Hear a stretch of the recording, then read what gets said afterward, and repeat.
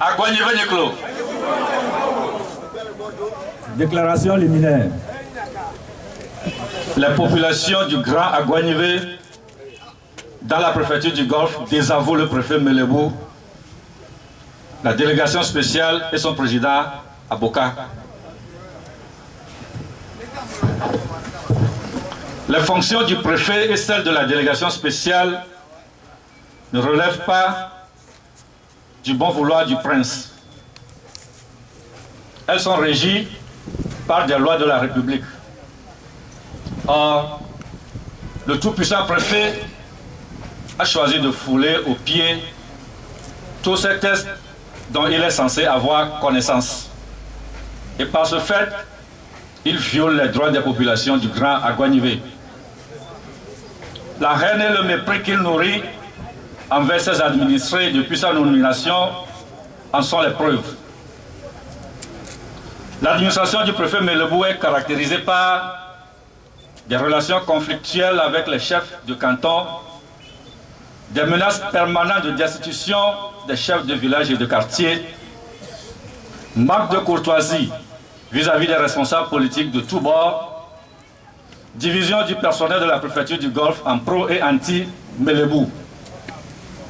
M. Melebou a certainement été à la même école que le président de la délégation spéciale, M. Aboka, puisque les deux se complètent dans l'arbitraire, la malgouvernance et la perversité. Quant à M. Aboka, son long mandat en cours à la tête de notre collectivité locale est marqué par l'opacité de la gestion financière du patrimoine du Golfe, l'élaboration des budgets de la préfecture à huis clos, le refus de publication des budgets et leur exécution sans contrôle de légalité, les recrutements anarchiques et népotiques du personnel, l'attribution fantaisiste des salaires. Ces deux premiers responsables de notre administration locale rendent la vie difficile aux populations. Quand Aboka démolit les maisons des vivants, Melebou met à sac les dernières demeures de nos chers disparus.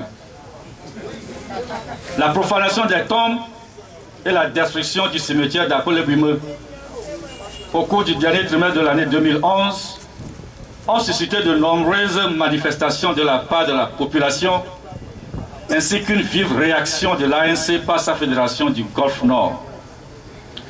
Une lettre a été adressée à M. Melebou le 12 décembre 2011 pour attirer son attention sur un certain nombre de choses contre lesquelles les populations s'insurgent. Jusqu'à ce jour, cette lettre est restée sans suite et M. Melebou continue par commettre ce sacrilège en toute tranquillité et en toute impunité. Je ne vous apprends rien en vous disant que les nécropoles ont toujours été pour les peuples et les civilisations des sites culturels et cultuels. Culturels par la beauté architecturale des sépulcres qui traduit l'art et la culture des peuples à travers l'histoire, et culturels par le rite et le culte des morts, deux pratiques très importantes dans toutes les religions. Ainsi, pour assurer leur pérennité, les instruments juridiques, tant nationaux qu'internationaux, exigent la protection des cimetières, lieux de souvenirs et de recueillement, même en temps de conflit armé. Nonobstant toutes ces dispositions, M. Melebou, malgré une opposition ferme de ses administrés, exécute son funeste projet de destruction systématique de ces lieux de souvenirs et de recueillement. Hier, ce fut le cimetière d'Apolébimeux en face du supermarché Leader Price à Guanivé. Le motif évoqué en 2011 au moment de la destruction est la transformation de ce site en un grand carrefour. Mesdames, messieurs, où est ce grand carrefour? Aujourd'hui, c'est le cimetière de Humbi, quartier royal. La raison évoquée est la construction d'une retenue d'eau.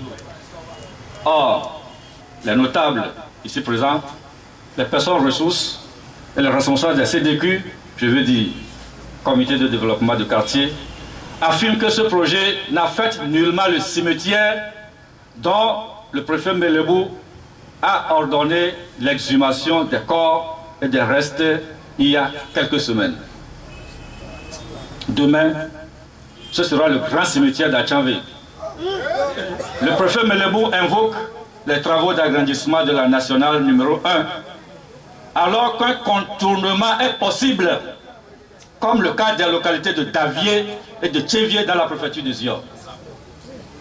Les populations du Grand Aguanivé, je veux dire, canton d'Aguanivé à Podomo, canton de Toblekope, canton de Zangera, canton de Lebachito et canton de Fakwachito sont meurtris et traumatisés par ces pratiques moyenâgeuses du préfet Melebou, contraires à la législation, à la morale et à l'éthique. À travers l'exécution de ces funestes projets, nous redoutons l'effacement de notre mémoire et la disparition de notre cité originelle de la carte du Togo. Aucune communauté de notre pays, le Togo, ne saurait accepter des faits aussi graves et inadmissibles. C'est pourquoi, depuis cette tribune, nous venons dire non. Non à cette politique d'effacement de notre culture et de notre mémoire. Non à la destruction de nos cimetières et à la profanation des tombes de ceux qui nous sont chers et qui nous ont précédés dans l'au-delà. Non à la transformation de notre habitat en autoroute. Nous saisissons cette occasion pour demander aux chefs de l'État et au gouvernement de prendre leurs responsabilités pour le triomphe de la loi dans la préfecture du Golfe, en invitant le préfet Melebou à surseoir à la destruction de nos cimetières, en procédant à la nomination d'un nouveau préfet pour le Golfe capable de respecter et d'écouter ses administrés.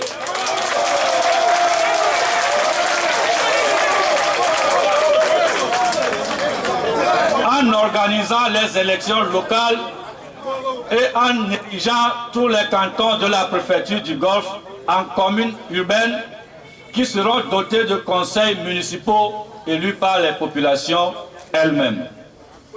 Pour finir, nous nous félicitons des initiatives de nos aînés réunis au sein du RAD Golfe.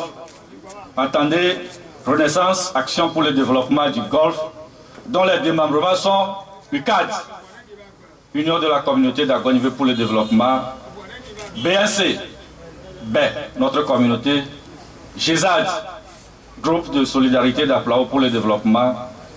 Conformément à leurs différents statuts, nous leur demandons d'user de tous les moyens afin que la population du Golfe puisse être respectée et écoutée par tous les milieux de décision politique, administratifs, socio-économiques du Togo. Fait à Aguanivé le 3 novembre 2015, Drakossi, Severmelo, signé.